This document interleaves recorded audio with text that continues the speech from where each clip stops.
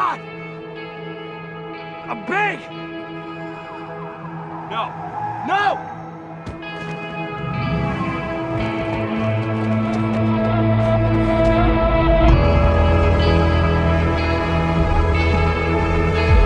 My name is Daniel Lugo, and I believe in fitness.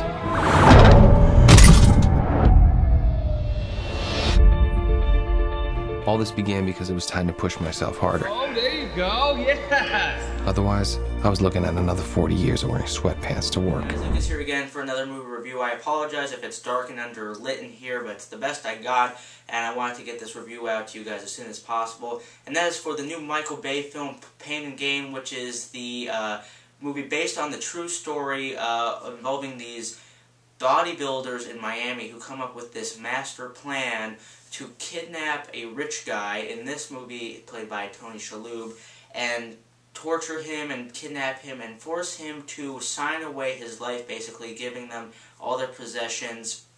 And it's basically just the true story about how these three muscleheads find themselves into this really, really complex and dark situation. As much as I can't stand Michael Bay and I hate the Transformers movies and Armageddon and Pearl Harbor, I was semi-actually looking forward to this movie because, one, Michael Bay said that he would not make Transformers 4 if he didn't make this movie, and I'm still kind of wishing maybe he just said no to Transformers 4, but he said, so he was passionate about this movie.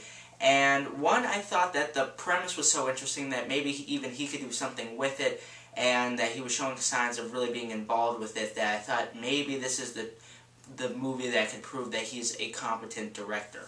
While Pain and Gain is definitely one of Michael Bay's probably better movies, it still just squanders so much potential. I do think the performances and chemistry throughout this movie really save it, though. I think, even though this seems like a typical role for Mark Wahlberg, he does bring a sort of likability to the role, at least in the first half, because he is a scumbag. Actually, everyone in this movie is pretty much a scumbag, minus Ed Harris's character, who I'll get to in a minute.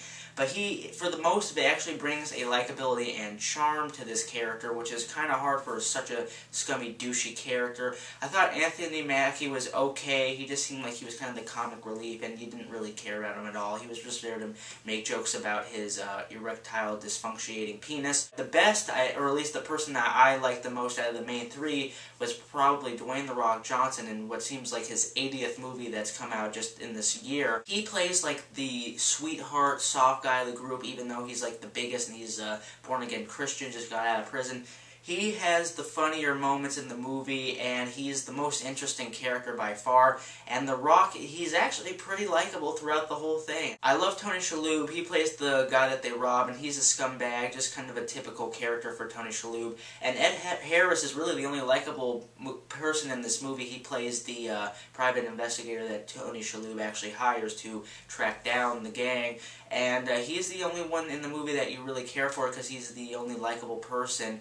And he really kind of brings a sense of sanity to the movie, even though I felt he was underused. The thing is, this true story, I looked up this story a few hours before I saw it, and it is so bizarre. The actual true story, not the movie, is more gruesome and just straight up bizarre than the actual movie, which is surprising, especially in a Michael Bay film. So the story alone just carries you through the movie because you're just interested to see what kooky turns it goes in next, and you have a hard time believing that a lot of this is real, even though from what I've read this is all very legitimate. So that's why this movie is so frustrating, is because the story is so good. If there was any other directors and or screenwriters to do it, it should have been an amazing movie. But the story does keep you going through the dumb parts because you do want to see what happens to these people. And the movie, for the most part, is entertaining. It's not like Transformers, where you have to wait through 2 hours of just crap, and then the last 30 minutes is hollow, but at least entertaining. This thing is entertaining all the way through because there are interesting characters in here, and the story is actually something you understand, unlike a Transformers or typical Michael Bay movie. I think this movie doesn't know how to balance itself. It doesn't know really what it wants to be. It wants to be a dark comedy, but then it wants to be taken really serious and, you know, really pay tribute to the people that lost their lives and the people, surviving members of the people involved. And I'm one for making fun of dark situations. You know, I say if we can make Holocaust jokes and stuff like that, then we could have this movie, because just the premise for this movie is just, there's a lot of room for dark comedy in general, just comedy, because it's so silly. But at the same time, there's points in this movie where gruesome stuff is happening and the characters are still making jokes and or having a lighthearted tone. And I can guarantee you that 100% in real life, I doubt that when these characters were doing these things to these people, that they were making light about it. It's all about having the comedy in the right moments, or just coming out of situations. When someone's chopping up a dead body and someone's making jokes about that, that's not funny. If it happened. If it was just a regular comedy and it was nothing, then yeah, fine. But this movie just doesn't know how to balance that. And of course, Michael Bay has to throw in his, you know, very vibrant poppy colors throughout. You have to have the weird camera angles that are there for no reason. You have to have the camera go through like holes and stuff, and of course you have to have the tilted angles. You have to have all the strippers and boobs and, you know, the ass shots that Michael Bay is obsessed with. And this movie, it just seems like typical Michael Bay, style over substance, which is really a shame, because I felt like any other director could have done this story way more justice. Even though the film is entertaining, it is about 2 hours and 10 minutes. And while I was entertained, it is about 15 minutes too long, because there's a point where you think it's going to end and it actually keeps going. At least that's what I thought.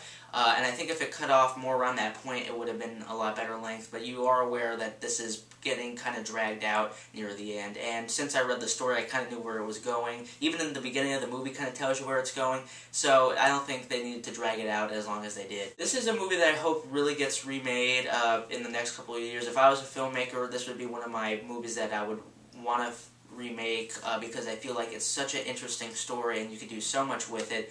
And unfortunately, I don't think they do the story or the people involved justice. And, you know, maybe I've had my hopes up too much, but this is actually not a terrible movie by any means. Not even, and it's actually decent for a Michael Bay movie. I just wish that they really just went for, I just wish they could really pick a tone with it. But I still think the performances are good, the story is just completely interesting, and it's for the most part entertaining.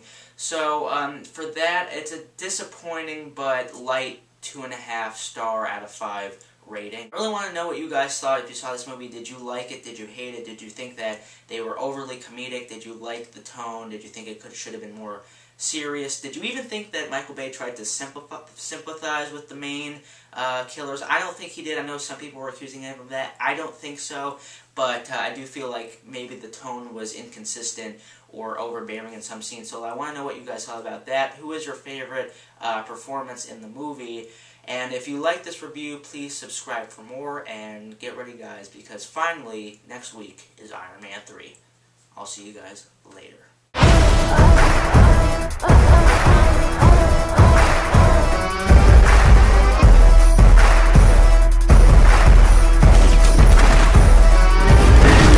I gotta get a pump.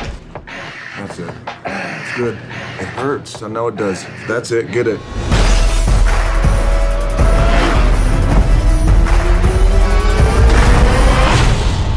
You said no violence. And I meant it when I said it, I swear to God. I cannot kill. Duly noted. Look, when this is over, we'll all go camping, all right? Okay.